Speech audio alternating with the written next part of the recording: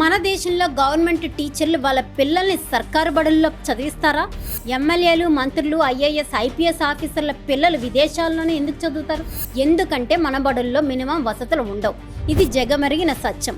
Class rooms ఉండవు, బెంచీలు ఉండవు, కనీసం తాగడానికి నీళ్లు కూడా ఉండవు. అంతెందుకు స్కూల్కి వెళ్లేందుకు సరైన దారే ఉండదు. అందుకే చేతిలో బుక్స్ పట్టుకోవాల్సిన కిడ్స్ ప్లకార్డులు పట్టుకుని రోడ్డెక్కుతున్నారు. అధికారులనే డైరెక్ట్గా నిలదీస్తున్నారు. ఈ వీడియోలు సోషల్ మీడియాలో విపరీతంగా ట్రెండ్ అవుతున్నాయి. టీవీల్లో యాడ్స్ చూస్తే మాత్రం డిజిటల్ క్లాసులు, స్మార్ట్ ఎడ్యుకేషన్ అంటూ ఒకటే డప్పు. కానీ రియాలిటీ ఏంటో తెలుసా? లేటెస్ట్గా వచ్చిన కేంద్ర ప్రభుత్వ UDISE 2025-26 రిపోర్ట్ మైండ్ బ్లాక్ అయ్యే విషయాలను వెల్లడించింది.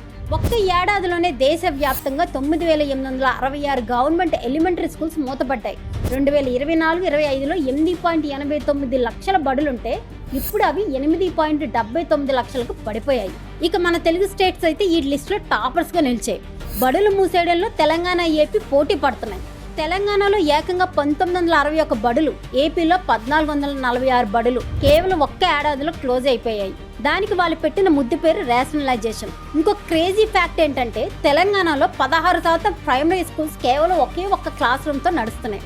ఒక పక్క ట్యాబ్లు, డిజిటల్ బోర్డులు ఇస్తున్నామంటారు, కానీ కూర్చోడానికి బెంచ్ ఉండదు, ఆడపిల్లల టాయిలెట్స్కి డోర్స్ ఉండవు. అందుకే పేరెంట్స్ అప్పు చేసైనా సరే తమ పిల్లల్ని ప్రైవేట్ స్కూల్స్కి పంపుతున్నారు.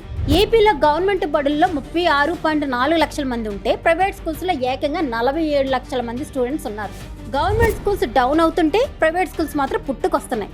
ఏపీలో ఒక్క ఏడాదిలోనే 237 ప్రైవేట్ స్కూల్స్ పెరిగి వాటి సంఖ్య 15,710కి చేరింది. తెలంగాణలో అయితే ఏకంగా 771 కొత్త ప్రైవేట్ బడులు ఓపెన్ అయ్యాయి. గత 10 ఏళ్లలో చూసుకుంటే 12,573 నుంచి 13,245కి చేరాయి. మరి ఇదంతా గవర్నమెంట్ దగ్గర ఫండ్స్ లేక జరుగుతుందా? అస్సలు కాదు. ఇదొక మాసివ్ ఎడ్యుకేషన్ మాఫియా. ఫారిన్ కంట్రీస్లో చదువు అనేది బేసిక్ రైట్. అక్కడ గవర్నమెంట్ ఫ్రీగా క్వాలిటీ ఎడ్యుకేషన్ ఇస్తుంది. కానీ మన దగ్గర ఎడ్యుకేషన్ అంటే ఒక వ్యాపారం. చాలా వరకు బడా కార్పొరేట్ స్కూల్స్ వెనుక పొలిటీషియన్స్ లేదా వాళ్ళ బినామీలే ఉంటారు. అసలు చట్టాలు చేసే వాళ్ళే స్కూల్స్ ఓనర్స్ అయితే ఫీజులు ఎలా కంట్రోల్ అవుతాయి? ఎవరిని ఎవరు ఆపుతారు? ఇంకో దరిద్రం ఏంటంటే అసలు విదేశాల్లో నాలెడ్జ్ కోసం చదివితే మన దగ్గర కేవలం జాబ్ కోసం చదువుతారు. దీనికోసం LKG నుంచే పిల్లల బ్రెయిన్ వాష్ స్టార్ట్ అవుతుంది. IIT, నీట్ రాకపోతే లైఫ్ ఎండ్ అయిపోయినట్లే అని పేరెంట్స్లో ఒక భయాన్ని క్రియేట్ చేశారు. ఆ భయమే కార్పొరేట్ స్కూల్స్కి పెట్టుబడి అయింది.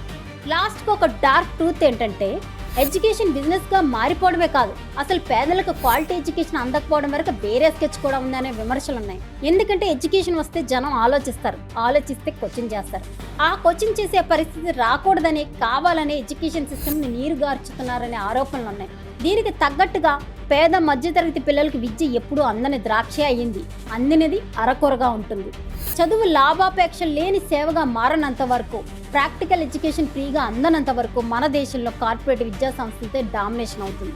ఒకవేళ ప్రభుత్వ ఉద్యోగులు, నాయకులు తమ పిల్లల్ని ఖచ్చితంగా సర్కారు బడుల్లోనే చదివించాలి అనే ఒక చట్టం వస్తే మన ఎడ్యుకేషన్ సిస్టమ్ బాగుపడుతుందంటారా? దీనిపైన మీ అభిప్రాయాన్ని కింద కామెంట్ చేసేయండి. ఈ వీడియో నచ్చితే లైక్ చేసి మా ఛానల్ని సబ్స్క్రైబ్ చేసుకోవడం మర్చిపోకండి.